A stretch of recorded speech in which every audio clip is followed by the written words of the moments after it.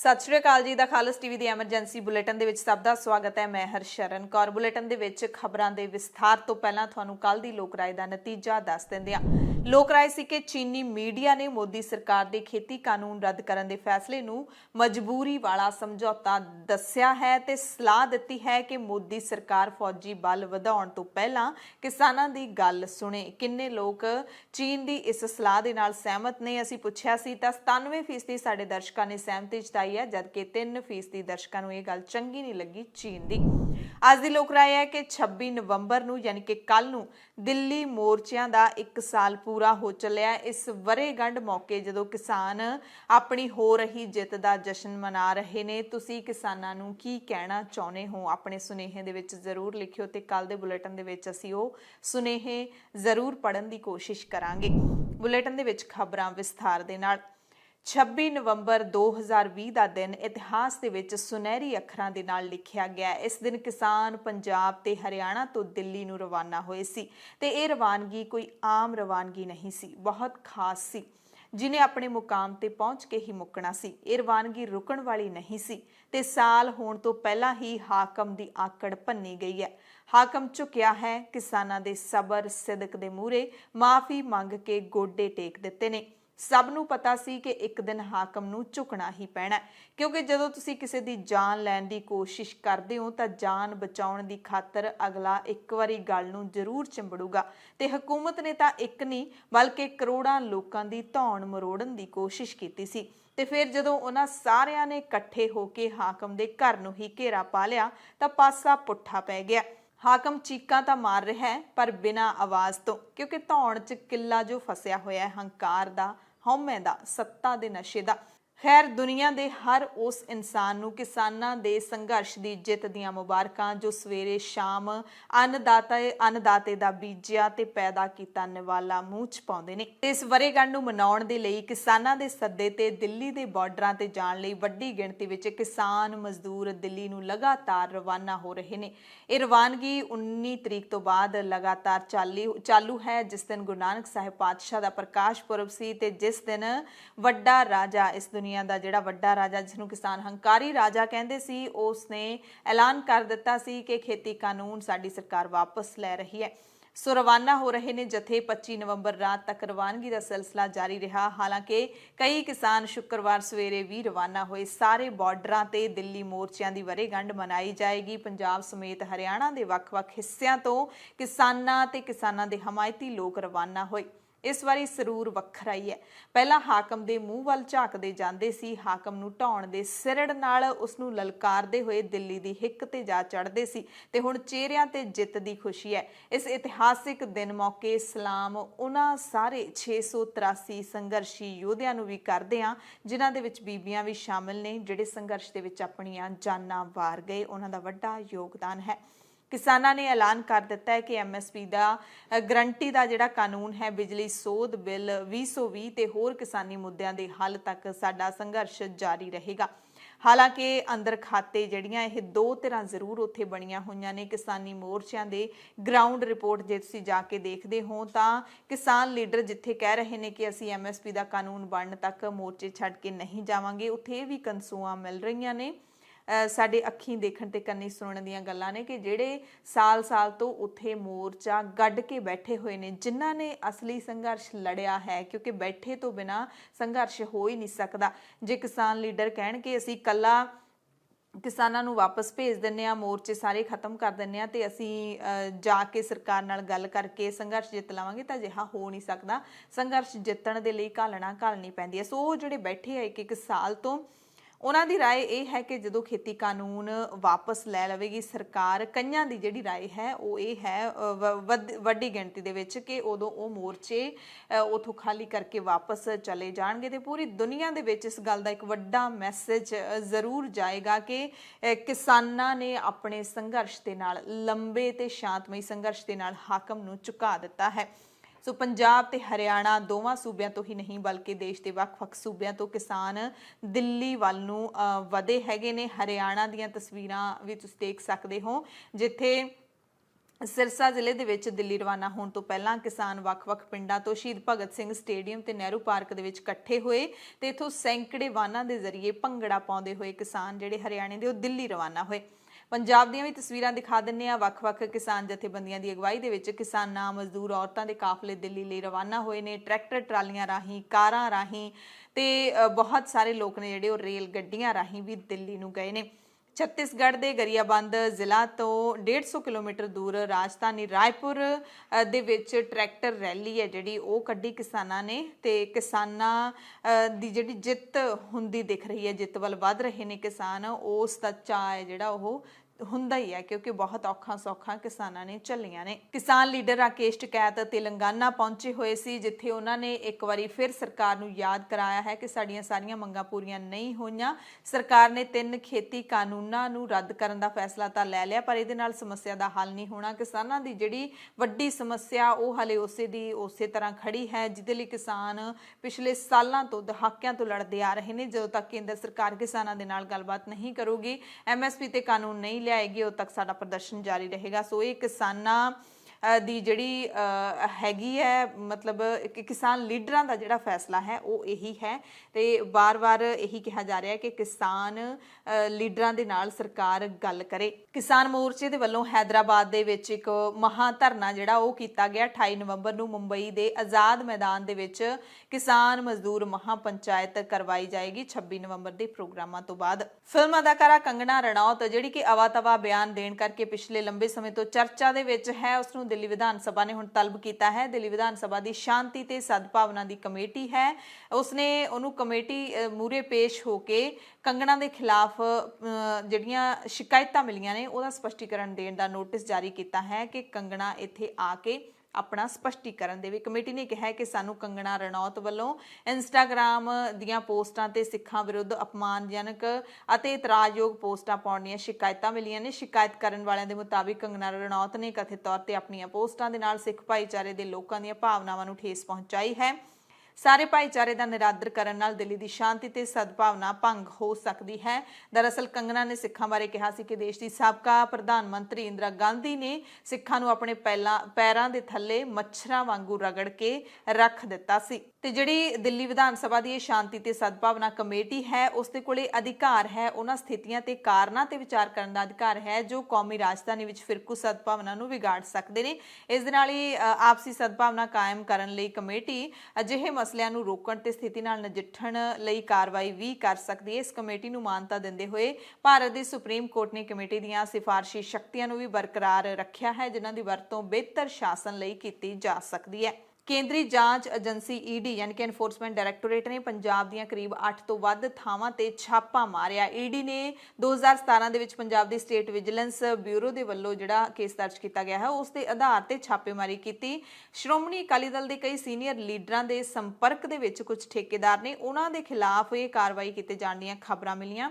ਫਾਸਟਵੇ ਦੇ ਮਾਲਕ ਗੁਰਦੀਪ ਸਿੰਘ ਨਾਲ ਸੰਬੰਧਿਤ ਥਾਵਾਂ ਦੇ ਉੱਤੇ ਛਾਪੇਮਾਰੀ ਕੀਤੀ ਗਈ। ਜੁਝਾਰ ਟਰਾਂਸਪੋਰਟ ਤੇ ਉਹਨਾਂ ਦੇ ਦਫ਼ਤਰ ਤੇ ਕੰਪਨੀ ਦੇ ਮਾਲਕ ਦੇ ਘਰ ਛਾਪਾ ਮਾਰਿਆ ਗਿਆ। ED ਨੇ ਕਈ ਥਾਵਾਂ ਤੋਂ ਰਿਕਾਰਡ ਨੂੰ ਕਬਜ਼ੇ ਵਿੱਚ ਲਿਆ ਹੈ। ਸਾਬਕਾ ਚੀਫ ਇੰਜੀਨੀਅਰ ਸੁਰਿੰਦਰਪਾਲ ਸਿੰਘ ਉਰਫ ਪਹਿਲਵਾਨ ਦੇ ਖਿਲਾਫ ਵੀ ਛਾਪੇਮਾਰੀ ਕੀਤੇ ਜਾਣ ਦੀ ਖਬਰ ਮਿਲੀ। ਸੁਪਰੀਮ ਕੋਰਟ ਨੇ ਹਵਾ ਪ੍ਰਦੂਸ਼ਣ ਦੇ ਮੱਦੇਨਜ਼ਰ ਦਿੱਲੀ ਅਤੇ ਕੌਮੀ ਰਾਜਧਾਨੀ ਖੇਤਰ ਯਾਨੀ ਕਿ ਦਿੱਲੀ ਤੇ NCR ਦੇ ਵਿੱਚ ਉਸਾਰੀਆਂ ਦੇ ਉੱਤੇ ਮੁੜ ਪਾਬੰਦੀ ਲਾ ਦਿੱਤੀ ਹੈ। ਅਦਾਲਤ ਨੇ ਇਹਨਾਂ ਸੂਬਿਆਂ ਨੂੰ ਹੁਕਮ ਦਿੱਤਾ ਹੈ ਕਿ ਉਸਾਰੀਆਂ ਤੇ ਰੋਕ ਕਾਰਨ ਉਹ ਲੇਬਰ ਸੈਸ ਵਜੋਂ ਇਕੱਠੀ ਕੀਤੀ ਗਈ ਰਕਮ ਦੇ ਵਿੱਚੋਂ ਮਜ਼ਦੂਰਾਂ ਨੂੰ ਗੁਜ਼ਾਰਾ ਭੱਤਾ ਦੇਣ ਤੇ ਜਦੋਂ ਤੱਕ ਇਹ ਭੱਤਾ ਨਹੀਂ ਰਿਲੀਜ਼ ਕੀਤਾ ਜਾਂਦਾ ਉਦੋਂ ਤੱਕ ਦਿੱਲੀ NCR ਦੇ ਵਿੱਚ ਉਸਾਰੀਆਂ ਤੇ ਪਾਬੰਦੀ ਹੈ ਜਿਹੜੀ ਉਹ ਰਹੇਗੀ। ਇਹ ਸੁਪਰੀਮ ਕੋਰਟ ਨੇ ਹੁਕਮ ਦਿੱਤਾ ਹੈ। ਗੱਲ ਪੰਜਾਬ ਦੀ ਸਿਆਸਤ ਦੀ ਕਰਾਂਗੇ। ਨਵਜੋਤ ਸਿੰਘ ਸਿੱਧੂ ਨੇ ਮੁੱਖ ਮੰਤਰੀ ਚੰਨੀ ਨੂੰ ਮੁੜ ਤੱਤਾ ਸੇਕ ਦਿੱਤਾ ਹੈ। ਪੰਜਾਬ ਕਾਂਗਰਸ ਦੇ ਪ੍ਰਧਾਨ ਨਵਜੋਤ ਸਿੰਘ ਸਿੱਧੂ ਨੇ ਆਪਣੀ ਹੀ ਪਾਰਟੀ ਦੇ ਮੁੱਖ ਮੰਤਰੀ ਚਰਨਜੀਤ ਸਿੰਘ ਚੰਨੀ ਤੇ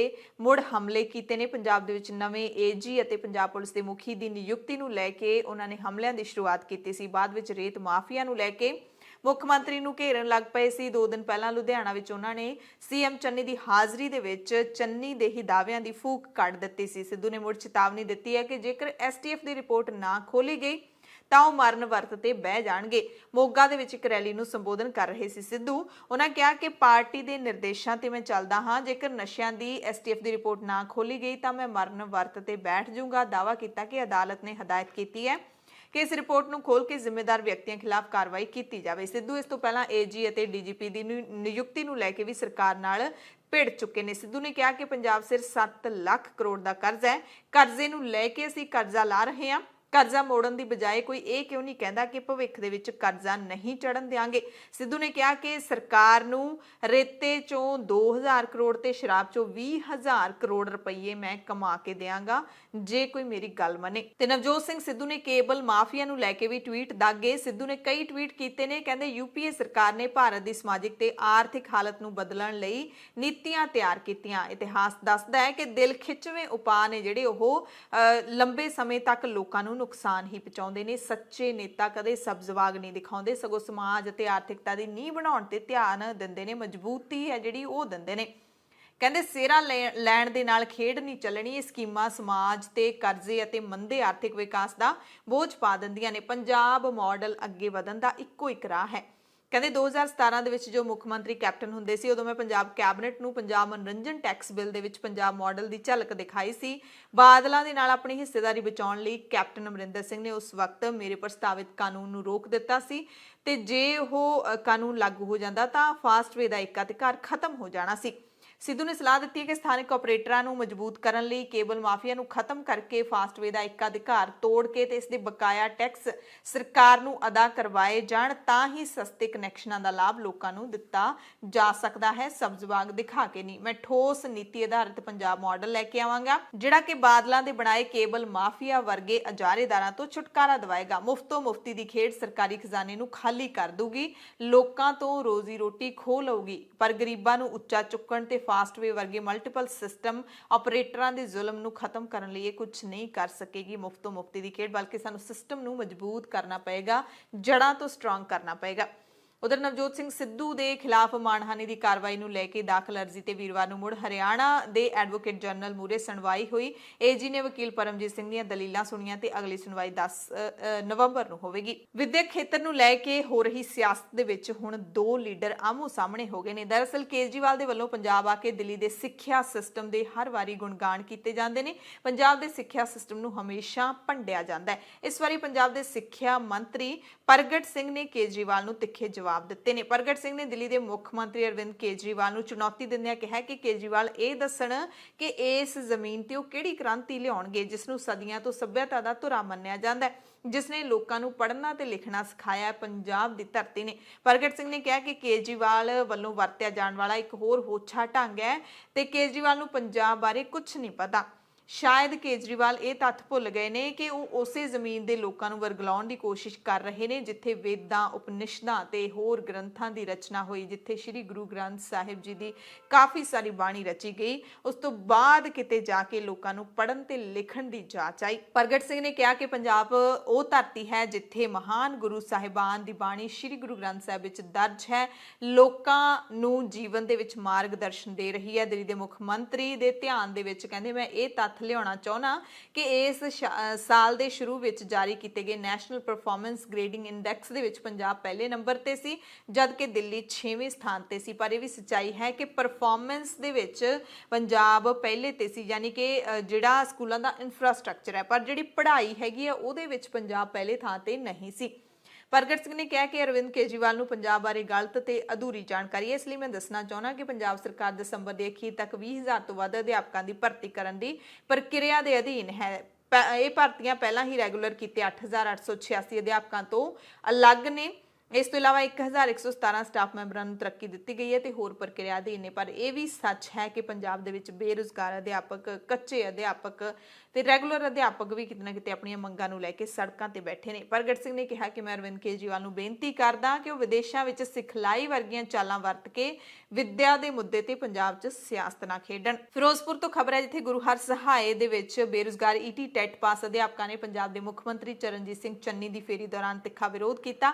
ਪੁਲਿਸ ਨੇ ਨੇ ਬੇਰੁਜ਼ਗਾਰ ਅਧਿਆਪਕਾਂ ਨੂੰ ਰੋਕਿਆ, ਡੱਕਣ ਦੀ ਕੋਸ਼ਿਸ਼ ਕੀਤੀ। ਇਸ ਦੌਰਾਨ ਵਿਧਾਇਕ ਰਾਣਾ ਗੁਰਮੀਤ ਸਿੰਘ ਸੋਢੀ ਦੇ ਘਰ ਦੇ ਬਾਹਰ ਮੁੱਖ ਮੰਤਰੀ ਚੰਨੀ ਦਾ ਵਿਰੋਧ ਕੀਤਾ ਗਿਆ। ਮੁੱਖ ਮੰਤਰੀ ਚੰਨੀ ਨੂੰ ਆਪਣਾ ਭਾਸ਼ਣ ਵੀ ਰੋਕਣਾ ਪਿਆ ਤੇ ਮੁੱਖ ਮੰਤਰੀ ਚਰਨਜੀਤ ਸਿੰਘ ਚੰਨੀ ਇੱਕ ਵਾਰੀ ਫਿਰ ਵਿਵਾਦਾਂ ਤੋਂ ਬਚਦੇ ਨਜ਼ਰ ਆਏ ਨੇ। ਮੁੱਖ ਮੰਤਰੀ ਦਫ਼ਤਰ ਨੇ ਚੁਸਤੀ ਵਰਤਦਿਆਂ ਚੰਨੀ ਦਾ ਮੋਗਾ ਪ੍ਰੋਗਰਾਮ ਰੱਦ ਕਰ ਦਿੱਤਾ ਹੈ। ਦਰਅਸਲ ਮੋਗਾ ਦੇ ਵਿਵਾਦਿਤ ਪਾਦਰੀ ਬਲਵਿੰਦਰ ਸਿੰਘ ਦੇ ਵੱਲੋਂ ਸਿਹਤ ਨਾਲ ਸੰਬੰਧਿਤ ਇੱਕ ਪ੍ਰੋਗਰਾਮ ਕਰਵਾਇਆ ਜਾ ਰਿਹਾ ਸੀ, ਜਿਹਦੇ ਵਿੱਚ ਮੁੱਖ ਮੰਤਰੀ ਚੰਨੀ ਵੱਲੋਂ ਮੁੱਖ ਮਹਿਮਾਨ ਦੇ ਵਜੋਂ ਸ਼ਿਰਕਤ ਕੀਤੀ ਜਾਣੀ ਸੀ।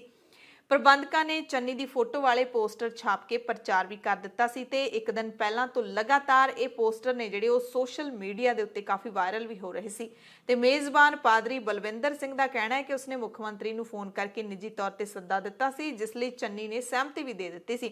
ਦੂਸਰੇ ਪਾਸੇ ਮੁੱਖ ਮੰਤਰੀ ਦਫ਼ਤਰ ਨੇ ਚੰਨੀ ਦੇ ਇਸ ਪ੍ਰੋਗਰਾਮ ਵਿੱਚ ਸ਼ਾਮਿਲ ਹੋਣ ਦਾ ਖੰਡਨ ਕਰ ਦਿੱਤਾ ਹੈ। ਸੀਐਮ ਦਫ਼ਤਰ ਦਾ ਇਹ ਵੀ ਕਹਿਣਾ ਹੈ ਕਿ ਝੂਠੇ ਪੋਸਟਰ ਲਾਉਣ ਵਾਲਿਆਂ ਦੇ ਖਿਲਾਫ ਅਸੀਂ ਕਾਰਵਾਈ ਕਰਾਂਗੇ ਤੇ ਇੱਕ ਨਿੱਜੀ ਟੀਵੀ ਚੈਨਲ ਤੇ ਇਸ ਪਾਦਰੀ ਨੇ ਬਿਆਨ ਵੀ ਦਿੱਤਾ ਹੈ। ਕਹਿੰਦੇ ਮੈਂ ਮੁੱਖ ਮੰਤਰੀ ਚੰਨੀ ਨੂੰ ਨਿੱਜੀ ਤੌਰ ਤੇ ਜਾਣਦਾ ਹਾਂ, ਮੇਰੀ ਉਹਨਾਂ ਨਾਲ ਫੋਟੋ ਵੀ ਹੈਗੀ ਹੈ, ਮੈਂ ਦਿਖਾ ਵੀ ਦੇਵਾਂਗਾ, ਮੇਰੀ ਉਹਨਾਂ ਦੇ ਮੁੰਡੇ ਨਾਲ ਵੀ ਫੋਟੋ ਹੈਗੀ ਹੈ। ਸੋ ਅਸੀਂ ਸੀਐਮ ਸਾਹਿਬ ਨੂੰ ਸੱਦਾ ਦਿੱਤਾ ਸੀ, ਅਸੀਂ ਫੇਰ ਸੱਦਾ ਦਿੰਨੇ ਆ। ਹੁਣ ਪਤਾ ਨਹੀਂ ਉਹਨਾਂ ਨੇ ਕਾਹਤੋਂ ਇਹ ਪ੍ਰੋਗਰਾਮ ਰੱਦ ਕੀਤਾ ਹੈਗਾ। ਸੋ ਚਰਨਜੀਤ ਸਿੰਘ ਚੰਨੀ, ਜਿਨ੍ਹਾਂ ਨੂੰ ਦਲਿਤ ਭਾਈਚਾਰੇ ਦੇ ਪ੍ਰਤੀਨਿਧ ਵਜੋਂ ਪ੍ਰਚਾਰਿਆ ਜਾਂਦਾ ਹੈ, ਉਹਨਾਂ ਬਾਰੇ ਇੱਕ ਹੋਰ ਧਰਮ ਨਾਲ ਜੁੜੇ ਹੋਣ ਦੀ ਚਰਚਾ ਵੀ ਚੱਲ ਰਹੀ ਹੈ। ਉਹ ਧਰਮ ਹੈ ਈਸਾਈ ਧਰਮ। ਹਾਲ ਦੀ ਘੜੀ ਮੁੱਖ ਮੰਤਰੀ ਪਾਦਰੀ ਬਲਵਿੰਦਰ ਸਿੰਘ ਵੱਲੋਂ ਆਯੋਜਿਤ ਪ੍ਰੋਗਰਾਮ ਦੇ ਵਿੱਚ ਸ਼ਾਮਿਲ ਹੋਣ ਤੋਂ ਕਥਿਤ ਤੌਰ ਤੇ ਟਾਲਾ ਵੱਟ ਕੇ ਲੱਗਦੇ ਨੇ। ਇਸ ਦੇ ਨਾਲ ਹੀ ਉਹਨਾਂ ਦੇ ਇੱਕ ਵਿਸ਼ੇਸ਼ ਧਰਮ ਦੇ ਨਾਲ ਲਗਾਅ ਬਾਰੇ ਚੱਲ ਰਹੀ ਚਰਚਾ ਨੂੰ ਮੁੜ ਤੋਂ ਤੂਲ ਮਿਲਣ ਦੀ ਸੰਭਾਵਨਾ ਜਿਹੜੀ ਉਹ ਬਣ ਗਈ ਹੈ। ਮੁੱਖ ਮੰਤਰੀ ਚੰਨੀ ਮੋਗਾ ਦੇ ਇਸ ਪ੍ਰੋਗਰਾਮ ਦੇ ਵਿੱਚ ਤਾਂ ਨਹੀਂ ਪਹੁੰਚੇ, ਪਰ ਬਾਘਾ ਪੁਰਾਣਾ ਜ਼ਰੂਰ ਪਹੁੰਚੇ। ਇੱਥੇ ਪਹੁੰਚ ਕੇ ਉਹਨਾਂ ਨੇ ਕੇਜਰੀਵਾਲ ਤੇ ਤਿੱਖੇ ਨਿਸ਼ਾਨੇ ਲਾਏ। ਕਹਿੰਦੇ ਪੰਜਾਬ ਦੀ ਜ਼ਮੀਨ ਸ਼ਾਮਲਾਤ ਨਹੀਂ ਹੈ, ਪੰਜਾਬ ਦੀ ਧਰਤੀ ਸ਼ਾਮਲਾਤ ਨਹੀਂ ਹੈ ਕਿ ਇਸ ਤੇ ਕੋਈ ਵੀ ਆ ਕੇ ਬਾਹਰਲਾ ਕਬਜ਼ਾ ਕਰ ਲੇ। ਪੰਜਾਬੀਆਂ ਦੇ ਵਿੱਚ ਆਪਣੇ ਸੂਬੇ ਨੂੰ ਅਗਵਾਈ ਦੇਣ ਦੀ ਹਾਲੇ ਹਿੰਮਤ ਹੈਗੀ ਹੈ। ਇਸ ਕਰਕੇ ਲੋਕ ਆਮ ਆਦਮੀ ਪਾਰਟੀ ਦੇ ਪ੍ਰਧਾਨ ਅਰਵਿੰਦ ਕੇਜਰੀਵਾਲ ਨੂੰ ਇੱਥੇ ਫਟਕਣ ਵੀ ਨਹੀਂ ਦੇਣਗੇ। ਬਾਘਾ ਪੁਰਾਣਾ ਦੇ ਵਿੱਚ ਉਹਨਾਂ ਨੇ ਕੇਜਰੀਵਾਲ ਨੂੰ ਸਲਾਹ ਦਿੱਤੀ ਕਿ ਪੰਜਾਬ ਦੀ ਝਾਕ ਛੱਡ ਕੇ ਦਿੱਲੀ ਨੂੰ ਚੰਗਾ ਪ੍ਰਸ਼ਾਸਨ ਦਿਓ। ਮੁੱਖ ਮੰਤਰੀ ਨੇ ਆਪਣੇ ਸੰਖੇਪ ਭਾਸ਼ਣ ਦੇ ਵਿੱਚ ਸਰਕਾਰ ਦੀਆਂ ਪ੍ਰਾਪਤੀਆਂ ਦੇ ਵੀ ਕਾਫੀ ਗੁਣਗਾਨ ਕੀਤੇ। ਟਰਾਂਸਪੋਰਟ ਮਾਫੀਆ ਦੇ ਸਰਪ੍ਰਸਤ ਬਾਦਲਾਂ ਨੂੰ ਕਹਿੰਦੇ ਭਜਾ ਕੇ ਦਮ ਲਵਾਂਗੇ। ਬਿਕਰਮ ਸਿੰਘ ਮਜੀਠੀਆ ਵੀ ਨਸ਼ਾ ਤਸਕਰੀ ਦੇ ਕੇਸਾਂ ਚੋਂ ਬਚ ਕੇ ਨਹੀਂ ਨਿਕਲ ਸਕਦੇ। ਰੇਤਾ 5 ਰੁਪਏ ਕਿਊਬਿਕ ਫੁੱਟ ਵੇਚਣ ਦਾ ਵਾਅਦਾ ਮੁੜ ਦੁਹਰਾਇਆ। ਬਿਜਲੀ ਸਸਤੀ ਦੇਣ ਤੇ ਲੋਕਾਂ ਦੇ ਬਿੱਲ ਮਾਫ ਕਰਨ ਦੇ ਨਾਂ ਤੇ ਚੰਨੀ ਨੇ ਲੋਕਾਂ ਤੋਂ ਵੋਟਾਂ ਮੰਗੀਆਂ। ਦਾਅਵਾ ਕੀਤਾ ਪੰਜਾਬ 'ਚ ਅਗਲੀ ਸਰਕਾਰ ਵੀ ਕਾਂਗਰਸ ਦੀ ਹੋਵੇਗੀ। ਕੇਜਰੀਵਾਲ ਕਹਿੰਦਾ ਜੀ ਤਾਂ ਖਜ਼ਾਨਾ ਕਟਾਈ ਜਾਂਦਾ ਯਾਰ, ਖਜ਼ਾਨਾ ਲੋਕਾਂ ਨੂੰ ਦੇ ਰਿਹਾ, ਤੇਰਾ ਦੱਸ ਕਿਆ ਢਿੱਡ ਦੁਖਦਾ ਬਣਾ ਨਹੀਂ ਸਮਝਦਾ। ਇਹ ਸਾਰੇ ਬਾਦਲਾਂ ਨੇ ਲੁੱਟ ਕੇ ਨਾਸ ਮਾਰਤਾ ਪੰਜਾਬ ਦਾ, ਤੇ ਸਾਡੇ ਵੀ ਉਹਨਾਂ ਦੇ ਨਾਲ ਮਿਲੇ ਹੋਏ ਸੀ। ਉਹ ਸਾਰੇ ਮਸਲੇ ਹੱਲ ਕਰ ਰਹੇ ਆ। ਔਰ ਹੁਣ ਇਹਨਾਂ ਨੂੰ ਭਾਜਣਾ ਪਈਆ ਵੀ ਹੈ। ਮਜੀਠੀਆ ਕੋਰਟ ਵਿੱਚ ਗਿਆ ਵਾ, ਕਹਿੰਦਾ ਜੀ ਮੇਰੇ ਨਾਲ ਧੱਕਾ ਕਰ ਰਹੇ ਆ। ਸੁਖਬੀਰ ਬਾਦਲ ਫੇਜਾਂ ਬਰੌਲਾ ਪਾਉਂਦਾ ਫਿਰਦਾ ਬਈ ਕਿਉਂ ਨਾ ਤੁਹਾਨੂੰ ਹਿਸਾਬ ਲਈਏ ਤੁਹਾਡੇ ਤੋਂ। ਕਿਆ ਤੁਹਾਡੇ ਕਰ ਰਹੇ ਨੇ ਸਾਰਾ ਕੁਝ ਵਾਸਤੇ? ਕਿਆ ਸਾਰੀ ਆਮਦਨ ਤੁਹਾਡੇ ਜਾਏਗੀ? ਹੁਣ ਵੀ ਤਾਂ ਆ ਬੜੇ ਬੜੇ ਸ਼ੀਸ਼ਿਆਂ ਵਾਲੀਆਂ ਬੱਸਾਂ ਥਾਣਿਆਂ ਵਿੱਚ ਖੜੀਆਂ ਕਰੀਆਂ ਗਈਆਂ। 1000 ਬੱਸਾਂ ਇਹਨਾਂ ਨੇ ਆਪਣੇ ਪਾਈਆਂ ਹੋਈਆਂ, ਹੁਣ ਕਾਪੀਆਂ ਥਾਣਿਆਂ 'ਚ ਖੜੀਆਂ। ਹੁਣ ਕਦੇ ਹਾਈ ਕੋਰਟ ਜਾਂਦੇ ਆ, ਕਦੇ ਕਿਧਰੇ ਨੂੰ ਭੱਜਦੇ ਆ। ਜਿੰਨਾ ਮਰਜ਼ੀ ਭੱਜ ਲਓ, ਪੰਜਾਬ ਦੇ ਨੌਜਵਾਨਾਂ ਨੂੰ ਪਰਮਿਟ ਦੇਣੇ ਆ, ਤੁਹਾਡੇ ਟੱਬਰਾਂ ਨੂੰ ਨਹੀਂ ਦੇਣੇ। ਮੁੱਖ ਮੰਤਰੀ ਚੰਨੀ ਜਿੱਥੇ ਆਮ ਆਦਮੀ ਪਾਰਟੀ ਤੇ ਤਿੱਖੇ ਨਿਸ਼ਾਨੇ ਲਾ ਰਹੇ ਨੇ, ਤਾਂ ਆਮ ਆਦਮੀ ਪਾਰਟੀ ਦੇ ਲੀਡਰ ਵੀ ਘੱਟ ਨਹੀਂ। ਪਿਛਲੇ ਦਿਨੀ ਅਰਵਿੰਦ ਕੇਜਰੀਵਾਲ ਨੇ ਮੁੱਖ ਮੰਤਰੀ ਚੰਨੀ ਨੂੰ ਨਕਲੀ ਕੇਜਰੀਵਾਲ ਦੱਸਿਆ, ਤਾਂ ਹੁਣ ਭਗਵੰਤ ਮਾਨ ਨੇ ਮੁੱਖ ਮੰਤਰੀ ਚੰਨੀ ਨੂੰ ਐਲਾਨ ਮੰਤਰੀ ਦਾ ਦਰਜਾ ਦੇ ਦਿੱਤਾ ਹੈ। ਐਮਪੀ ਅਤੇ ਆਮ ਆਦਮੀ ਪਾਰਟੀ ਦੇ ਪ੍ਰਧਾਨ ਭਗਵੰਤ ਮਾਨ, ਸੂਬਾ ਪ੍ਰਧਾਨ ਭਗਵੰਤ ਮਾਨ ਨੇ ਚੰਨੀ ਨੂੰ ਐਲਾਨ ਮੰਤਰੀ ਦੱਸਦੇ ਹੋਏ ਕਿਹਾ ਕਿ ਚੰਨੀ ਸਰਕਾਰ ਦੇ ਵੱਲੋਂ ਰੋਜ਼ਾਨਾ ਥੋਕ ਵਿੱਚ ਕੀਤੇ ਜਾ ਰਹੇ ਐਲਾਨਾਂ 'ਚੋਂ ਕੋਈ ਵੀ ਐਲਾਨ ਅਮਲ ਦੇ ਵਿੱਚ ਨਹੀਂ ਆ ਰਿਹਾ। ਮਾਨ ਮੁਤਾਬਿਕ ਨਾ ਰੇਤਾ ਸਸਤਾ ਹੋਇਆ ਹੈ, ਨਾ ਕਿਸੇ ਮਾਫੀਆ ਨੂੰ ਨੱਥ ਪਾਈ ਜਾ ਸਕੀ ਹੈ, ਕਿਉਂਕਿ ਸਾਰੇ ਆਪਸ ਦੇ ਵਿੱਚ ਰਲੇ ਹੋਏ ਨੇ। ਇੱਕ ਪਾਸੇ ਚੰਨੀ ਦੇ ਟਰਾਂਸਪੋਰਟ ਮਾਫੀਆ ਤੇ ਰੇਤ ਮਾਫੀਆ, ਤੇ ਦੂਸਰੇ ਪਾਸੇ ਸ਼ਰਾਬ ਤੇ ਬਿਜਲੀ ਮਾਫੀਆ ਬਹਿੰਦਾ ਹੈ। ਮਾਝੇ ਦੀ ਧਰਤੀ ਤੇ ਪਹਿਲੀ ਚੋਣ ਰੈਲੀ ਵਜੋਂ ਕਰਵਾਏ ਪ੍ਰੋਗਰਾਮ ਇੱਕ ਮੌਕਾ ਕੇਜਰੀਵਾਲ ਨੂੰ ਸੰਬੋਧਨ ਕਰਦੇ ਹੋਏ ਭਗਵੰਤ ਮਾਨ ਨੇ ਕਿਹਾ ਕਿ ਪਿਛਲੇ 2-3 ਮਹੀਨਿਆਂ ਤੋਂ ਪੰਜਾਬ ਦੇ ਵਿੱਚ ਨਵੇਂ ਐਲਾਨ ਮੰਤਰੀ ਘੁੰਮ ਰਹੇ ਨੇ, ਜੋ ਬਿਨਾਂ ਕਿਸੇ ਨੀਤੀ ਤੇ ਨੀਅਤ ਤੋਂ ਕੇਵਲ ਐਲਾਨ ਹੀ ਕਰਦੇ ਨੇ। ਪਹਿਲਾਂ ਇੱਕ ਮੋਦੀ ਜੀ ਤੋਂ ਖਹਿੜਾ ਨਹੀਂ ਛੁੱਟ ਰਿਹਾ, ਹੁਣ ਇਹ ਦੂਜੇ ਆ ਗਏ। ਕਰੋੜਾਂ ਦੀਆਂ ਜਾਇਦਾਦਾਂ ਬਣਾਉਣ ਵਾਲਾ ਆਦਮੀ ਕਹਿੰਦਾ ਹੈ ਕਿ ਮੈਂ ਆਮ ਆਦਮੀ ਆ।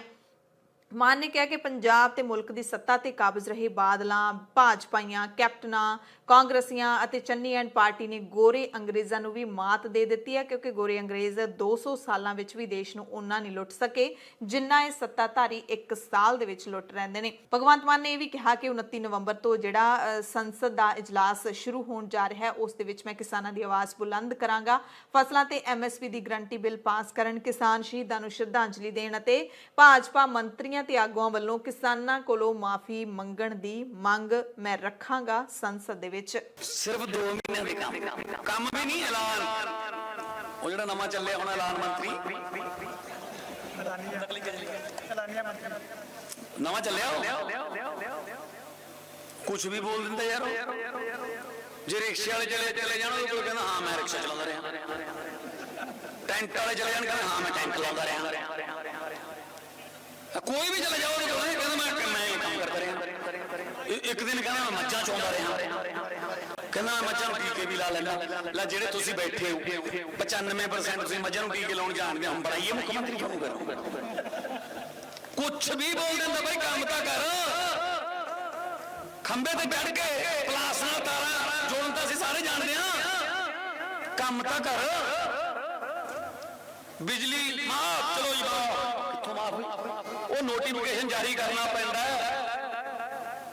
ਤੁਹਾਨੂੰ ਮਹਿਕਮਾ ਬੁਲਾਉਣਾ ਪਊਗਾ, ਕਾਗਜ਼ ਹੋਣਗੇ ਉੱਥੇ ਮੁੱਖ ਮੰਤਰੀ ਦੇ ਸਾਈਨ ਹੋਣਗੇ, ਫਿਰ ਕਾਗਜ਼ ਜਾਣਗੇ ਅੱਗੇ, ਫਿਰ ਅਪਰੂਵਲ ਆਊਗੀ, ਖਜ਼ਾਨੇ ਮੰਤਰੀ ਤੋਂ ਅਪਰੂਵਲ ਲਏਗਾ। ਐਂ ਥੋੜੀ ਮਾਫ ਥੋੜੇ ਆ ਜਿਹੜੇ ਹੁਣ ਬਿੱਲ ਆਏ ਨੇ ਇਹ 3 ਰੁਪਏ ਘੱਟ ਕੇ ਆਏ ਨੇ ਜੀ, ਫਿਰ ਐਲਾਨ ਕੀਤਾ ਮਾਫ। ਪੰਜਾਬ ਦੇ ਕੰਪਿਊਟਰ ਅਧਿਆਪਕਾਂ ਨੇ ਚੰਡੀਗੜ੍ਹ ਮੁਹਾਲੀ ਬਾਰਡਰ ਤੇ ਜ਼ੋਰਦਾਰ ਪ੍ਰਦਰਸ਼ਨ ਕੀਤਾ। ਅਧਿਆਪਕ ਆਪਣੀਆਂ ਮੰਗਾਂ ਨੂੰ ਲੈ ਕੇ ਮੁੱਖ ਮੰਤਰੀ ਚਰਨਜੀਤ ਸਿੰਘ ਚੰਨੀ ਨਾਲ ਮੁਲਾਕਾਤ ਕਰਨਾ ਚਾਹੁੰਦੇ ਸੀ। ਪੁਲਿਸ ਨੇ ਪ੍ਰਦਰਸ਼ਨਕਾਰੀ ਅਧਿਆਪਕਾਂ ਨੂੰ ਰਾਹ ਦੇ ਵਿੱਚ ਹੀ ਰੋਕ ਲਿਆ ਅਤੇ ਉਹਨਾਂ ਦੇ ਬਲ ਦਾ ਪ੍ਰਯੋਗ ਵੀ ਕੀਤਾ, ਪਾਣੀ ਦੀਆਂ ਬੁਛਾੜਾਂ ਛੱਡੀਆਂ, ਕਈ ਅਧਿਆਪਕਾਂ ਨੂੰ ਸੱਟਾਂ ਵੀ ਲੱਗੀਆਂ। ਅਧਿਆਪਕ ਸਾਹਿਬਜ਼ਾਦਾ ਅਜੀਤ ਸਿੰਘ ਨਗਰ ਮੁਹਾਲੀ ਦੇ ਗੁਰਦੁਆਰਾ ਅੰਬ ਸਾਹਿਬ ਤੋਂ ਰਵਾਨਾ ਹੋਏ ਸੀ, ਪੁਲਿਸ ਨੇ ਰਾਹ ਦੇ ਵਿੱਚ ਹੀ ਉਹਨਾਂ ਨੂੰ ਰੋਕ ਲਿਆ। ਟਰਾਂਸਪੋਰਟ ਮੰਤਰੀ ਅਮਰਿੰਦਰ ਸਿੰਘ ਰਾਜਾ ਵੜਿੰਗ ਨੇ ਕਿਹਾ ਕਿ ਟਰਾਂਸਪੋਰਟ ਟ੍ਰਿਬਿਊਨਲ ਨੇ ਮੇਰੇ ਕੰਮਾਂ ਤੇ ਮੋਹਰ ਲਾਈ ਹੈ। ਵੜਿੰਗ ਨੇ ਕਿਹਾ ਕਿ ਸਟੇਟ ਟਰਾਂਸਪੋਰਟ ਅਪੀਲੇਟ ਟ੍ਰਿਬਿਊਨਲ STAT ਦਾ ਫੈਸਲਾ ਜਿਹੜਾ ਆਇਆ ਹੈ ਉਹ ਗੈਰ ਕਾਨੂੰਨੀ ਢੰਗ ਨਾਲ ਬੱਸ ਪਰਮਿਟਾਂ ਦੇ ਵਿੱਚ ਕਈ ਵਾਰ ਕੀਤੇ ਗਏ ਵਾਧੇ ਖਿਲਾਫ ਪੰਜਾਬ ਸਰਕਾਰ ਵੱਲੋਂ ਕੀਤੀ ਗਈ ਕਾਰਵਾਈ ਤੇ ਮੋਹਰ ਲਾਉਂਦਾ ਹੈ, ਜਿਸ ਨੇ ਪੰਜਾਬ ਤੇ ਪੰਜਾਬ ਦੇ ਲੋਕਾਂ ਨੂੰ ਆਪਣੇ ਨਿੱਜੀ ਮੁਫਾਦਾਂ ਲਈ ਲੁੱਟਣ ਵਾਲਿਆਂ ਦੇ ਚਿਹਰੇ ਤੋਂ ਨਕਾਬ ਹਟਾਇਆ ਹੈ। ਰਾਜਾ ਵੜਿੰਗ ਨੇ ਕਿਹਾ ਕਿ ਅਹਿਮ ਦਿਨ ਹੈ ਜਦੋਂ ਜੁਝਾਰ ਟਰਾਂਸਪੋਰਟ ਪੈਸੇਂਜਰ ਸਣੇ ਗੈਰ ਕਾਨੂੰਨੀ ਤੌਰ ਤੇ ਚੱਲਣ ਵਾਲੇ 806 ਪਰਮਿਟ ਰੱਦ ਕਰਨ ਦੀ ਟਰਾਂਸਪੋਰਟ ਵਿਭਾਗ ਦੀ ਕਾਰਵਾਈ ਤੇ ਟ੍ਰਿਬਿਊਨਲ ਨੇ ਜਾਇਜ਼ ਠਹਿਰਾਇਆ ਹੈ। ਟ੍ਰਿਬਿਊਨਲ ਦੇ ਅਹਿਮ ਫੈਸਲੇ ਦੇ ਵਿੱਚ ਸਟੇਟ ਟਰਾਂਸਪੋਰਟ ਅਪੀਲੇਟ ਟ੍ਰਿਬਿਊਨਲ ਨੇ ਪੰਜਾਬ ਟਰਾਂਸਪੋਰਟ ਵਿਭਾਗ ਦੇ ਉਹਨਾਂ ਹੁਕਮਾਂ ਨੂੰ ਬਰਕਰਾਰ ਰੱਖਿਆ ਜਿਹਦੇ ਵਿੱਚ ਜਸਟਿਸ ਸੂਰਿਆਕਾਂਤ ਦੇ ਫੈਸਲੇ ਮੁਤਾਬਿਕ ਸੂਬੇ ਦੇ ਵਿੱਚ ਵੱਡੀ ਗਿਣਤੀ ਵਿੱਚ ਟਰਾਂਸਪੋਰਟਰਾਂ ਦੇ 24 ਕਿਲੋਮੀਟਰ ਤੋਂ ਵੱਧ ਦੇ ਅਸਲ ਪਰਮਿਟਾਂ ਦੇ ਵਿਸਥਾਰ ਨੂੰ ਰੱਦ ਕਰ ਦਿੱਤਾ ਗਿਆ ਸੀ। ਤੇ ਉਧਰ ਪੰਜਾਬ ਦੇ ਸਾਬਕਾ ਮੁੱਖ ਮੰਤਰੀ ਕੈਪਟਨ ਅਮਰਿੰਦਰ ਸਿੰਘ ਚਾਹੁੰਦੇ ਨੇ ਕਿ ਮੇਰੇ ਵਾਸਤੇ ਭਾਰਤ ਦੇ ਪ੍ਰਧਾਨ ਮੰਤਰੀ ਨਰਿੰਦਰ ਮੋਦੀ ਪ੍ਰਚਾਰ ਕਰਨ। ਕਹਿੰਦੇ ਜੇ ਮੋਦੀ ਮੇਰੇ ਲਈ ਪ੍ਰਚਾਰ ਕਰਨਗੇ ਤਾਂ ਮੈਂ BJP ਦੇ ਲਈ ਪ੍ਰਚਾਰ ਕਰਾਂਗਾ। ਕੈਪਟਨ ਨੇ ਇੱਕ ਚੈਨਲ ਤੇ ਇੰਟਰਵਿਊ ਦੌਰਾਨ ਇੱਛਾ ਜਤਾਈ ਹੈ ਕਿ PM ਮੋਦੀ 2022 ਦੀਆਂ ਚੋਣਾਂ ਦੇ ਵਿੱਚ ਮੇਰੇ ਲਈ ਪ੍ਰਚਾਰ ਕਰਨਗੇ ਤਾਂ ਮੈਂ UP ਅਤੇ ਉੱਤਰਾਖੰਡ ਦੀਆਂ ਚੋਣਾਂ ਦੇ ਵਿੱਚ BJP ਦੇ ਲਈ ਪ੍ਰਚਾਰ ਕਰਾਂਗਾ। ਕੈਪਟਨ ਨੇ ਵੀ ਕਿਹਾ ਕਿ ਮੈਨੂੰ ਆਪਣੇ ਆਪ ਨੂੰ ਕਿਸੇ ਮੂਹਰੇ ਸਾਬਤ ਕਰਨ ਦੀ ਲੋੜ ਨਹੀਂ ਹੈ। ਪੰਜਾਬ 'ਚ ਹਰ ਕੋਈ ਜਾਣਦਾ ਹੈ ਕਿ ਮੈਂ ਪੰਜਾਬੀਆਂ ਲਈ ਕੀ ਕਰ ਰਿਹਾ। ਮੈਂ ਉਹਨਾਂ ਲੋਕਾਂ 'ਚੋਂ ਨਹੀਂ ਹੈਗਾ ਜੋ ਆਪਣੇ ਆਪ ਨੂੰ ਆਪਣੇ ਤੱਕ ਸੀਮਿਤ ਰੱਖਦੇ ਨੇ। ਕੈਪਟਨ ਨੇ ਕਿਹਾ ਕਿ ਪਿਛਲੀ ਵਾਰੀ ਵੀ ਆਮ ਆਦਮੀ ਪਾਰਟੀ ਦਾ ਮਾੜਾ ਹਾਲ ਸੀ, ਇਸ ਵਾਰ ਵੀ ਮਾੜਾ ਹੈ। ਕਾਂਗਰਸ ਤੇ ਅਕਾਲੀ ਖਤਮ ਹੋ ਜਾਣਗੇ, ਸਾਡੀ ਜਿੱਤ ਹੋਏਗੀ। ਪਤਾ ਨਹੀਂ ਕਾਂਗਰਸ ਦੇ ਕਿੰਨੇ ਮੰਤਰੀ ਜਿੱਤਣਗੇ, ਸਾਡੇ ਕੋਲ ਵਧੀਆ ਮੌਕਾ ਹੈ। ਮੁੱਖ ਮੰਤਰੀ ਮੈਂ ਬਣਾਂਗਾ ਜਾਂ ਨਹੀਂ, ਇਸ ਬਾਰੇ ਹਾਲੇ ਮੈਂ ਕੋਈ ਟਿੱਪਣੀ ਨਹੀਂ ਕਰਨਾ ਚਾਹੁੰਦਾ। ਕਹਿੰਦੇ ਅਸੀਂ 3 ਪਾਰਟੀਆਂ ਹਾਂ, BJP, ਮੈਂ ਤੇ ਅਕਾਲੀ ਧੜਾ। ਫੈਸਲਾ ਸਾਂਝਾ ਹੋਏਗਾ। ਅਕਾਲੀ ਧੜਾ ਸੰਯੁਕਤ ਕਿਸਾਨ ਮੋਰਚੇ ਨੂੰ ਸੰਯੁਕਤ ਅਕਾਲੀ ਦਲ ਜਿਹੜਾ ਸੰਯੁਕਤ ਹੈ ਉਸ ਨੂੰ ਕਹਿ ਰਹੇ ਨੇ, ਪਰ ਢੀਂਡਸਾ ਹਮੇਸ਼ਾ ਇਸ ਗੱਲ ਤੋਂ ਇਨਕਾਰ ਕਰਦੇ ਨੇ ਕਿ ਅਸੀਂ ਕੈਪਟਨ ਨਾਲ ਕੋਈ ਗੱਠਜੋੜ ਕਰਾਂਗੇ। ਉਧਰ ਪਟਿਆਲਾ ਦੇ ਵਿੱਚ ਕਾਫੀ ਡਰਾਮਾ ਹੋਇਆ। ਪਟਿਆਲਾ ਦੇ ਵਿੱਚ ਮੇਅਰ ਦੀ ਚੋਣ ਨੂੰ ਲੈ ਕੇ ਡਰਾਮਾ ਹੋਇਆ। ਕੈਪਟਨ ਅਮਰਿੰਦਰ ਸਿੰਘ ਆਪਣੇ ਮੇਅਰ ਦੀ ਕੁਰਸੀ ਬਚਾਉਣ ਦੇ ਲਈ ਪਟਿਆਲੇ ਪਹੁੰਚੇ। ਪਿਛਲੇ 5 ਸਾਲਾਂ ਦੇ ਵਿੱਚ ਕੈਪਟਨ ਅਮਰਿੰਦਰ ਸਿੰਘ ਗਿਣ ਕੇ ਪਟਿਆਲੇ 2-3 ਵਾਰੀ ਪਹੁੰਚੇ ਹੋਣਗੇ ਤੇ ਪਟਿਆਲਾ ਨਗਰ ਨਿਗਮ ਦੇ ਮੇਅਰ ਸੰਜੀਵ ਬਿੱਟੂ ਦੇ ਵੱਲੋਂ ਬਹੁਮਤ ਸਾਬਤ ਕਰਨ ਦੇ ਲਈ ਸ਼ਾਮ ਨੂੰ 4 ਵਜੇ ਮੀਟਿੰਗ ਸੱਦੀ ਗਈ, ਜਿਸ ਵਿੱਚ ਸ਼ਾਮਿਲ ਹੋਣ ਦੇ ਲਈ ਕੈਪਟਨ ਸਾਹਿਬ ਪਟਿਆਲਾ ਪਹੁੰਚੇ। ਮੇਅਰ ਆਪਣੇ 20 ਤੋਂ ਵੱਧ ਹਮਾਇਤੀ ਕੌਂਸਲਰਾਂ ਸਮੇਤ ਕੁਝ ਦਿਨਾਂ ਤੋਂ ਮਹਿਲ ਦੇ ਅੰਦਰ ਸਨ। ਮੀਟਿੰਗ ਮੌਕੇ ਕੈਪਟਨ ਅਮਰਿੰਦਰ ਸਿੰਘ ਦੀ ਮੌਜੂਦਗੀ ਵਿੱਚ ਮੇਅਰ ਅਤੇ ਉਹਨਾਂ ਦੇ ਹਮਾਇਤੀ ਕੌਂਸਲਰ ਬੱਸ ਦੇ ਵਿੱਚ ਨਗਰ ਨਿਗਮ ਦਫ਼ਤਰ ਪਹੁੰਚੇ। ਇਸ ਮੌਕੇ ਪਟਿਆਲਾ ਦੇ ਮੇਅਰ ਸੰਜੀਵ ਬਿੱਟੂ ਨੂੰ ਸਸਪੈਂਡ ਕਰ ਦਿੱਤਾ ਗਿਆ ਹੈ। ਕੈਬਨਿਟ ਮੰਤਰੀ ਬ੍ਰਹਮ ਮਹਿੰਦਰਾ ਵੀ ਇੱਥੇ ਹਾਜ਼ਰ ਸਨ। ਉਹਨਾਂ ਨੇ ਕਿਹਾ ਕਿ ਪਟਿਆਲਾ ਦੇ ਮੇਅਰ ਸੰਜੀਵ ਬਿੱਟੂ ਬਹੁਮਤ ਹਾਸਲ ਨਹੀਂ ਕਰ ਸਕੇ, ਇਸ ਕਰਕੇ ਉਹਨਾਂ ਨੂੰ ਸਸਪੈਂਡ ਕਰ ਦਿੱਤਾ ਗਿਆ। ਮੇਅਰ ਬਿੱਟੂ ਦੇ ਹੱਕ ਵਿੱਚ 24 ਕੌਂਸਲਰ ਜਦਕਿ ਉਹਨਾਂ ਦੇ ਵਿਰੋਧ ਵਿੱਚ 34 ਕੌਂਸਲਰ ਭੁਗਤੇ। ਬੈਠਕ ਦੇ ਵਿੱਚ ਹੀ ਸੰਜੀਵ ਬਿੱਟੂ ਦੇ ਵੱਲੋਂ ਅਸਤੀਫਾ ਦੇਣ ਤੋਂ ਇਨਕਾਰ ਵੀ ਕਰ ਦਿੱਤਾ ਗਿਆ। ਦਾਅਵਾ ਕੀਤਾ ਗਿਆ ਕਿ 24 ਕੌਂਸਲਰ ਮੇਰੇ ਨਾਲ ਨੇ ਤੇ ਇਸ ਮੌਕੇ ਕਾਫੀ ਗਰਮਾ ਗਰਮੀ ਵੀ ਹੋਈ। ਕੈਪਟਨ ਅਤੇ ਬ੍ਰਹਮ ਮਹਿੰਦਰਾ ਦੇ ਵਿਚਾਲੇ ਵੀ ਗਰਮਾ ਗਰਮੀ ਦੀਆਂ ਖਬਰਾਂ ਮਿਲੀਆਂ। ਬਿੱਟੂ ਨੇ ਤਾਂ ਫੇਸਬੁੱਕ ਤੇ ਲਾਈਵ ਹੋ ਕੇ ਦੋਸ਼ ਵੀ ਲਾਏ ਕਿ ਸਾਡੇ ਇੱਕ ਕੌਂਸਲਰ ਵਿਜੇ ਕੂਕਾ ਨੂੰ ਪੁਲਿਸ ਨੇ ਜ਼ਬਰਦਸਤੀ ਹਿਰਾਸਤ ਦੇ ਵਿੱਚ ਲੈ ਲਿਆ। ਵਾਰ-ਵਾਰ ਕਹਿਣ ਤੇ ਪੁਲਿਸ ਵੱਲੋਂ ਮੇਅਰ ਬਿੱਟੂ ਨੇ ਦੋਸ਼ ਲਾਏ ਕਿ ਸਾਡੇ ਕੌਂਸਲਰ ਬਾਰੇ ਪੁਲਿਸ ਨੇ ਕੋਈ ਜਾਣਕਾਰੀ ਨਹੀਂ ਦਿੱਤੀ। ਤੇ ਬਿੱਟੂ ਨੂੰ ਹਟਾਏ ਜਾਣ ਤੋਂ ਬਾਅਦ ਕੈਪਟਨ ਨੇ ਮੀਡੀਆ ਨਾਲ ਗੱਲਬਾਤ ਕਰਦੇ ਹੋਏ ਕਿਹਾ ਕਿ ਵਿਰੋਧੀਆਂ ਦੇ ਬੇਭਰੋਸਗੀ ਮਤੇ ਨੂੰ ਮਾਤ ਦਿੱਤੀ ਹੈ। ਮੇਅਰ ਨੂੰ ਸਸਪੈਂਡ ਕੀਤੇ ਜਾਣ ਵਾਲੇ ਸਵਾਲ ਤੇ ਕੈਪਟਨ ਨੇ ਕਿਹਾ ਕਿ ਉਹ ਜੋ ਮਰਜ਼ੀ ਕਹਿਣ, ਅੰਤ ਨੂੰ ਫੈਸਲਾ ਹਾਈ ਕੋਰਟ ਨੇ ਕਰਨਾ ਹੈ। ਜੇ ਕੋਈ ਗੜਬੜੀ ਕਰੇਗਾ ਤਾਂ ਅਸੀਂ ਹਾਈ ਕੋਰਟ ਦਾ ਰੁਖ ਕਰਾਂਗੇ। ਕੈਪਟਨ ਨੇ ਕਿਹਾ ਕਿ ਬ੍ਰਹਮ ਮਹਿੰਦਰਾ ਕਹਿ ਰਹੇ ਨੇ ਮੇਅਰ ਸਸਪੈਂਡ ਹੋਏ ਨੇ, ਪਰ ਮੈਂ ਕਹਿ ਰਿਹਾ ਕਿ ਮੇਅਰ ਸਸਪੈਂਡ ਨਹੀਂ ਹੋਏ। ਜੇ ਕੋਰਟ ਜਾਣਾ ਪਿਆ ਤਾਂ ਜਾਵਾਂਗੇ। ਉਹ ਲਾਈਵ ਦੇਖੋ, ਇਹ ਦੇਖੋ ਕਿਸ ਤਰੀਕੇ ਦੇ ਨਾਲ ਪੁਲਿਸ ਲੈ ਕੇ ਜਾ ਰਹੀ ਹੈ। ਆ ਸਾਰੇ ਕੌਂਸਲਰ ਸਾਹਿਬਾਨ ਨਾਲ ਇਹ ਪਟਿਆਲੇ ਦੀ ਕਾਰਪੋਰੇਸ਼ਨ ਦਾ ਹਾਲ ਜਿਹੜਾ ਬੜੇ ਸ਼ਰਮ ਦੀ ਗੱਲ ਹੈ। ਜਿਸ ਤਰੀਕੇ ਦੇ ਨਾਲ ਕੌਂਸਲਰ ਨੂੰ ਲੈ ਕੇ ਗਿਆ, ਇਹ ਸਾਰਾ ਕੁਝ ਮੈਂ ਤੁਹਾਨੂੰ ਲਾਈਵ ਦਿਖਾ ਰਿਹਾ ਤੇ ਕਿਸ ਤਰੀਕੇ ਦੇ ਨਾਲ ਡਾਕੂਆਂ ਦੀ ਤਰ੍ਹਾਂ ਜਿਵੇਂ ਪੁਲਿਸ ਨੇ ਮੂੰਹ ਢੱਕਿਆ ਪਿਆ। ਆ ਸਾਡੇ ਮੁੱਖ ਮੰਤਰੀ ਪੰਜਾਬ ਸਾਡੇ ਨਾਲ ਖੜੇ ਆ ਤੇ ਜੋ ਤਰੀਕੇ ਦਾ ਐਕਟ ਕੀਤਾ ਜਾ ਰਿਹਾ ਹੈ, ਇਹ ਸਿਰਫ ਜਿਹੜੀ ਵੋਟਾਂ ਦੇ ਵਾਸਤੇ ਜਿਹੜੇ ਬੰਦੇ ਨੂੰ ਗਾਇਬ ਕਰਨ ਦੀ ਕੋਸ਼ਿਸ਼। ਮੈਂ ਮੁੱਖ ਮੰਤਰੀ ਸਾਹਿਬ ਦੇ ਨਾਲ ਤੁਹਾਨੂੰ ਸਾਰਿਆਂ ਦੇ ਚਿਹਰੇ ਤੇ ਇਹਨਾਂ ਦੀਆਂ ਗੱਲਾਂ ਜਿਹੜੇ ਇਹਨਾਂ ਨੇ ਕੰਮ ਕੀਤੇ ਆ ਇਹ ਤੋਂ ਜਾਣੂ ਕਰਵਾਨਾ ਤੇ ਨਾਲ ਹੀ ਆ ਬੰਦੇ ਖੜੇ ਨੇ। ਕੋਈ ਨਹੀਂ, ਜਿਹੜਾ ਬੰਦਾ ਜਿਹੜਾ ਲੈ ਕੇ ਗਿਆ ਕਿੱਥੇ ਗਿਆ? ਉਹ ਕੌਂਸਲਰ ਕਿੱਥੇ ਸਾਡਾ? ਆ ਗਿਆ, ਮਿਲ ਲੈ ਗਏ ਸੀ ਚੱਕ ਕੇ। ਨਹੀਂ, ਇੱਕ ਹੋਰ ਲੈ ਕੇ ਗਿਆ ਕੌਂਸਲਰ ਸਾਡੇ ਇੱਧਰ। ਮੇਰਾ ਕੌਂਸਲਰ ਜਿਹੜਾ ਲੈ ਕੇ ਆਓ। ਉਧਰ ਪੰਜਾਬ ਕਾਂਗਰਸ ਮਾਮਲਿਆਂ ਦੇ ਇੰਚਾਰਜ ਹਰੀਸ਼ ਚੌਧਰੀ ਨੇ ਮਹਾਰਾਣੀ ਪ੍ਰਨੀਤ ਕੌਰ ਕਾਂਗਰਸ ਐਮਪੀ ਨੇ ਅਤੇ ਕੈਪਟਨ ਸਾਹਿਬ ਦੀ ਪਤਨੀ ਨੇ ਉਹਨਾਂ ਨੂੰ ਨੋਟਿਸ ਵੀ ਜਾਰੀ ਕਰ ਦਿੱਤਾ ਹੈ। ਕਾਰਨ ਦੱਸੋ ਨੋਟਿਸ ਜਾਰੀ ਕੀਤਾ ਗਿਆ ਹੈ ਕਿ ਉਹ ਕੈਪਟਨ ਅਮਰਿੰਦਰ ਸਿੰਘ ਦੀ ਹਮਾਇਤ ਕਿਉਂ ਕਰ ਰਹੀ ਹੈ। ਹਰੀਸ਼ ਚੌਧਰੀ ਨੇ 7 ਦਿਨਾਂ ਦੇ ਅੰਦਰ ਜਵਾਬ ਮੰਗਿਆ। ਅਨੁਸ਼ਾਸਨੀ ਕਾਰਵਾਈ ਕਰਨ ਦਾ ਦਾਅਵਾ ਵੀ ਕੀਤਾ ਹੈ। ਆਮ ਆਦਮੀ ਪਾਰਟੀ ਨੂੰ ਇੱਕ ਹੋਰ ਝਟਕਾ ਲੱਗਿਆ ਹੈ। ਪਾਰਟੀ ਸੁਪਰੀਮੋ ਅਰਵਿੰਦ ਕੇਜਰੀਵਾਲ ਦੀ 2 ਦਿਨਾਂ ਪੰਜਾਬ ਫੇਰੀ ਵੀ ਆਪ ਦੇ ਝਾੜੂ ਵਿਚਲੇ ਤੀਲੇ ਜੋੜ ਕੇ ਰੱਖਣ ਵਿੱਚ ਕਾਮਯਾਬ ਨਹੀਂ ਹੋ ਸਕੀ। ਫੇਰੀ ਤੋਂ 2 ਦਿਨ ਬਾਅਦ ਹੀ ਆਮ ਆਦਮੀ ਪਾਰਟੀ ਦੇ ਰਾਏਕੋਟ ਤੋਂ ਵਿਧਾਇਕ ਜਗਤਾਰ ਜੱਗਾ ਕਾਂਗਰਸ ਪਾਰਟੀ ਦੇ ਵਿੱਚ ਸ਼ਾਮਿਲ ਹੋ ਗਏ। ਇਸ ਤੋਂ ਪਹਿਲਾਂ ਵੀ ਆਮ ਆਦਮੀ ਪਾਰਟੀ ਦੇ 9 ਦੇ ਕਰੀਬ ਵਿਧਾਇਕ ਪਾਰਟੀ ਛੱਡ ਚੁੱਕੇ ਨੇ। ਹਰਿਆਣਾ ਦੇ ਯਮੁਨਾਨਗਰ ਤੋਂ ਖਬਰ ਹੈ ਜਿੱਥੇ ਅੱਗ ਲੱਗਣ ਕਾਰਨ ਦਮ ਘੁੱਟਣ ਨਾਲ 3 ਬੱਚਿਆਂ ਸਮੇਤ 4 ਮੌਤਾਂ ਹੋਈਆਂ। ਯਮੁਨਾਨਗਰ ਦੇ ਸਿਟੀ ਸੈਂਟਰ ਇਲਾਕੇ ਦੇ ਵਿੱਚ ਕਬਾੜ ਦੇ ਗੋਦਾਮ ਦੇ ਵਿੱਚ ਤੜਕੇ ਕਰੀਬ 2 ਵਜੇ ਅੱਗ ਲੱਗ ਗਈ। ਅੱਗ ਲੱਗਣ ਦੀ ਸੂਚਨਾ ਮਿਲਣ ਤੇ ਫਾਇਰ ਬ੍ਰਿਗੇਡ ਦੀਆਂ 4 ਗੱਡੀਆਂ ਮੌਕੇ ਤੇ ਪਹੁੰਚੀਆਂ, ਪਰ ਅੱਗ ਬਹੁਤ ਜ਼ਿਆਦਾ ਸੀ ਜਿਸ ਕਰਕੇ 2 ਹੋਰ ਗੱਡੀਆਂ ਨੂੰ ਬੁਲਾਇਆ ਗਿਆ। 6 ਗੱਡੀਆਂ ਨੇ ਸਖਤ ਮਿਹਨਤ ਤੋਂ ਬਾਅਦ ਅੱਗ ਤੇ ਕਾਬੂ ਪਾਇਆ ਤੇ 4 ਮੌਤਾਂ ਜਿਹੜੀਆਂ ਹੋਈਆਂ ਉਹਨਾਂ ਦੇ ਵਿੱਚ 3 ਬੱਚੇ ਸ਼ਾਮਲ ਨੇ। ਬਹੁਤ ਦੁਖਦਾਈ ਹੈ ਤੇ ਇਲਾਕੇ ਦੇ ਲੋਕਾਂ ਵਿੱਚ ਸੋਗ ਦਾ ਮਾਹੌਲ ਹੈ। ਪੰਜਾਬੀਆਂ ਦੇ ਨਾਲ ਜੁੜੀਆਂ 1-2 ਖਬਰਾਂ ਵਿਦੇਸ਼ਾਂ ਤੋਂ ਹੈਗੀਆਂ ਨੇ। ਨਿਊਜ਼ੀਲੈਂਡ ਤੋਂ ਇੱਕ ਖਬਰ ਉਦਾਸ ਕਰਨ ਵਾਲੀ ਹੈ ਜਿੱਥੇ ਵਸਦੇ ਇੱਕ ਪੰਜਾਬੀ ਪਰਿਵਾਰ ਦੀ 18 ਸਾਲਾ ਧੀ ਸਿਮਰਪ੍ਰੀਤ ਕੌਰ ਸਮੁੰਦਰ ਦੇ ਵਿੱਚ ਡੁੱਬ ਕੇ ਇਸ ਦੁਨੀਆ ਨੂੰ ਅਲਵਿਦਾ ਕਹਿ ਗਈ ਹੈ। ਦੋਵੇਂ ਭੈਣਾਂ ਇੱਕ ਸਿਮਰਪ੍ਰੀਤ ਕੌਰ ਤੇ ਛੋਟੀ ਭੈਣ ਗਰਮੀ ਦੇ ਚੱਲਦਿਆਂ ਆਮ ਲੋਕਾਂ ਵਾਂਗੂ ਬੀਚ ਤੇ ਨਹਾਉਣ ਗਈਆਂ ਸੀ। ਦੋਵੇਂ ਭੈਣਾਂ ਹੱਥ ਫੜ ਕੇ ਲੱਕ ਤੱਕ ਪਾਣੀ ਦੀ ਡੂੰਘਾਈ ਤਾਕੀ ਸਨ ਕਿ ਆਈਆਂ ਛੱਲਾਂ ਨੇ ਘੇਰ ਲਿਆ। ਛੋਟੀ ਭੈਣ ਤਾਂ ਬਚ ਗਈ ਪਰ ਵੱਡੀ ਭੈਣ ਸਿਮਰਪ੍ਰੀਤ ਕੌਰ ਪਾਣੀ ਦੇ ਵਹਾਅ ਦੇ ਵਿੱਚ ਵਹਿ ਗਈ। ਉਮਰ 18 ਸਾਲ ਦੀ ਸੀ ਤੇ ਤੈਰਨਾ ਵੀ ਜਾਣਦੀ ਸੀ, ਬੜੀ ਚੰਗੀ ਤੈਰਾਕੀ ਜਾਣਦੀ ਸੀ, ਪਰ ਪਾਣੀ ਦੀਆਂ ਲਹਿਰਾਂ ਤੋਂ ਬਚ ਨਹੀਂ ਸਕੀ। ਸਿਮਰਪ੍ਰੀਤ ਕੌਰ ਨਿਊਜ਼ੀਲੈਂਡ ਦੀ ਜੰਪਲ ਸੀ। ਪੁੱਕੋ ਹਾਈ ਸਕੂਲ ਦੀ ਪੜ੍ਹਾਈ ਖਤਮ ਕਰ ਲਈ ਸੀ। ਯੂਨੀਵਰਸਿਟੀ ਵਿੱਚ ਕਾਨੂੰਨ ਦੀ ਪੜ੍ਹਾਈ ਹੈ ਜਿਹੜੀ ਸ਼ੁਰੂ ਕਰਨੀ ਸੀ। ਇੱਕ ਛੋਟਾ ਭਰਾ ਹੈ ਦੋਵੇਂ ਭੈਣਾਂ ਦਾ ਤੇ ਨਿਊਜ਼ੀਲੈਂਡ ਵਿੱਚ ਵਸਦੇ ਪੰਜਾਬੀਆਂ 'ਚ ਸੋਗ ਦੀ ਲਹਿਰ ਹੈ। ਅਗਲੀ ਖਬਰ ਗੈਰ ਕਾਨੂੰਨੀ ਪ੍ਰਵਾਸ ਦੇ ਨਾਲ ਜੁੜੀ ਹੋਈ ਹੈ ਤੇ ਕਿਤੇ ਨਾ ਕਿਤੇ ਪੰਜਾਬੀਆਂ ਦੇ ਨਾਲ ਵੀ ਜੁੜੀ ਹੋਈ ਹੈ। ਪੰਜਾਬੀ ਰੁਜ਼ਗਾਰ ਦੇ ਲਈ ਅਜਿਹੇ ਜਦੋਂ ਹੱਥ ਕੰਡੇ ਅਪਣਾਉਂਦੇ ਨੇ, ਗੈਰ ਕਾਨੂੰਨੀ ਤਰੀਕੇ ਦੇ ਨਾਲ ਬਾਹਰਲੇ ਦੇਸ਼ਾਂ ਵਿੱਚ ਜਾਣ ਦੀ ਕੋਸ਼ਿਸ਼ ਕਰਦੇ ਨੇ ਤਾਂ ਅਜਿਹੇ ਹਾਦਸਿਆਂ ਦੀ ਭੇਟ ਚੜ ਜਾਂਦੇ ਨੇ। ਫਰਾਂਸ ਰਾਹੀਂ ਯੂਕੇ ਜਾ ਰਹੇ ਪ੍ਰਵਾਸੀ ਸ਼ਰਨਾਰਥੀਆਂ ਦੀ ਕਿਸ਼ਤੀ ਇੰਗਲਿਸ਼ ਚੈਨਲ ਦੇ ਵਿੱਚ ਡੁੱਬ ਗਈ ਜਿਹਦੇ ਨਾਲ ਘੱਟੋ ਘੱਟ 27 ਲੋਕਾਂ ਦੀ ਮੌਤ ਹੋ ਗਈ। ਫਰਾਂਸ ਦੇ ਗ੍ਰਹਿ ਮੰਤਰੀ ਨੇ ਜਾਣਕਾਰੀ ਦਿੱਤੀ ਹੈ ਕਿ ਮਰਨ ਵਾਲੇ ਲੋਕਾਂ ਵਿੱਚ 5 ਔਰਤਾਂ ਤੇ 1 ਬੱਚੀ ਸ਼ਾਮਿਲ ਹੈ। 2 ਲੋਕਾਂ ਦੀ ਜਾਨ ਬਚਾਈ ਜਾ ਸਕੀ ਹੈ, 1 ਵਿਅਕਤੀ ਲਾਪਤਾ ਹੈ, 4 ਲੋਕਾਂ ਨੂੰ ਗ੍ਰਿਫਤਾਰ ਵੀ ਕੀਤਾ ਗਿਆ। ਬੈਲਜੀਅਮ ਦੀ ਸਰਹੱਦ ਨੇੜੇ ਫੜੇ ਗਏ ਇਹਨਾਂ 4 ਲੋਕਾਂ ਦਾ ਇਸ ਕ੍ਰਾਸਿੰਗ ਦੇ ਨਾਲ ਸੰਬੰਧ ਦੱਸਿਆ ਜਾ ਰਿਹਾ ਹੈ। ਹਾਦਸਾ ਬੁੱਧਵਾਰ 24 ਨਵੰਬਰ ਨੂੰ ਵਾਪਰਿਆ। ਮੱਛੀਆਂ ਫੜਨ ਵਾਲੀ ਇੱਕ ਕਿਸ਼ਤੀ ਨੇ ਫਰਾਂਸ ਦੇ ਸਮੁੰਦਰੀ ਤੱਟ ਤੇ ਬਹੁਤ ਸਾਰੇ ਲੋਕਾਂ ਨੂੰ ਵੇਖਿਆ ਤੇ ਮਦਦ ਲਈ ਅਲਾਰਮ ਵੀ ਵਜਾਇਆ, ਜਿਸ ਤੋਂ ਬਾਅਦ ਫਰਾਂਸ ਤੇ ਯੂਕੇ ਵੱਲੋਂ ਲੋਕਾਂ ਦੀ ਜਾਨ ਬਚਾਉਣ ਲਈ ਸਮੁੰਦਰੀ ਅਤੇ ਹਵਾਈ ਰਸਤਿਆਂ ਰਾਹੀਂ ਰਾਹਤ ਕਾਰਜ ਸ਼ੁਰੂ ਕੀਤੇ ਗਏ।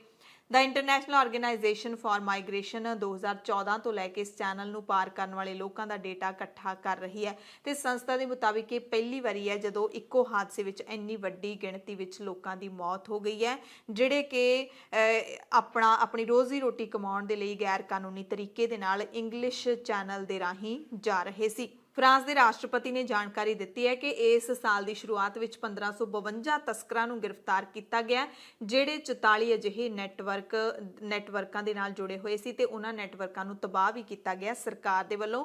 ਬਾਵਜੂਦ ਇਸ ਦੇ ਇਸੇ ਸਾਲ 47,000 ਲੋਕਾਂ ਨੇ ਚੈਨਲ ਨੂੰ ਪਾਰ ਕਰਨ ਦੀ ਕੋਸ਼ਿਸ਼ ਕੀਤੀ। 7800 ਪ੍ਰਵਾਸੀਆਂ ਨੂੰ ਬਚਾਇਆ ਗਿਆ ਹੈ। ਇਸ ਘਟਨਾ ਦੇ ਬਾਰੇ ਇਹ ਜਾਣਕਾਰੀ ਮਿਲੀ ਹੈ ਕਿ ਬੁੱਧਵਾਰ ਨੂੰ ਹੀ ਕੁਝ ਲੋਕ ਛੋਟੀਆਂ ਕਿਸ਼ਤੀਆਂ ਦੇ ਰਾਹੀਂ ਯੂਕੇ ਪਹੁੰਚੇ ਸੀ, ਜਿਨ੍ਹਾਂ ਨੂੰ ਇਮੀਗ੍ਰੇਸ਼ਨ ਅਧਿਕਾਰੀਆਂ ਨੇ ਵੇਖ ਲਿਆ ਤੇ 2019 ਦੇ ਵਿੱਚ ਲਗਭਗ 6,77,000 ਪ੍ਰਵਾਸੀ ਲੋਕ ਯੂਕੇ ਪਹੁੰਚੇ। ਬਹੁਤੇ ਲੋਕ ਰੁਜ਼ਗਾਰ ਤੇ ਸਿੱਖਿਆ ਦੇ ਉਦੇਸ਼ਾਂ ਨਾਲ ਇੱਥੇ ਗਏ ਤੇ ਇਹਨਾਂ ਦੇ ਵਿੱਚ 49,000 ਨੇ ਯੂਕੇ ਵਿੱਚ ਸ਼ਰਨ ਲੈਣ ਦੇ ਵਾਸਤੇ ਅਰਜ਼ੀਆਂ ਵੀ ਦਿੱਤੀਆਂ। ਤੇ ਇਹਨਾਂ ਲੋਕਾਂ ਨੂੰ ਪਾਰ ਕਰਾਉਣ ਵਾਲੇ ਲੋਕ ਨੇ ਜਿਹੜੇ ਉਹ ਮਨੁੱਖੀ ਤਸਕਰੀ ਦਾ ਕੰਮ ਕਰਦੇ ਨੇ। ਮਨੁੱਖੀ ਤਸਕਰੀ ਇੱਕ ਬਹੁਤ ਵੱਡਾ ਜਾਲ ਇਹਨਾਂ ਨੇ ਬੁਣਿਆ ਹੋਇਆ ਹੈ। 20 ਸਾਲਾਂ ਦੇ ਵਿੱਚ ਇਹਨਾਂ ਨੇ ਇੱਕ ਪੂਰਾ ਕਾਰੋਬਾਰ ਆਪਣਾ ਸਥਾਪਿਤ ਕਰ ਲਿਆ ਤੇ ਏਸ਼ੀਆ ਤੇ ਅਫਰੀਕਾ ਤੋਂ ਲੋਕਾਂ ਨੂੰ ਯੂਰਪ ਭੇਜਦੇ ਨੇ।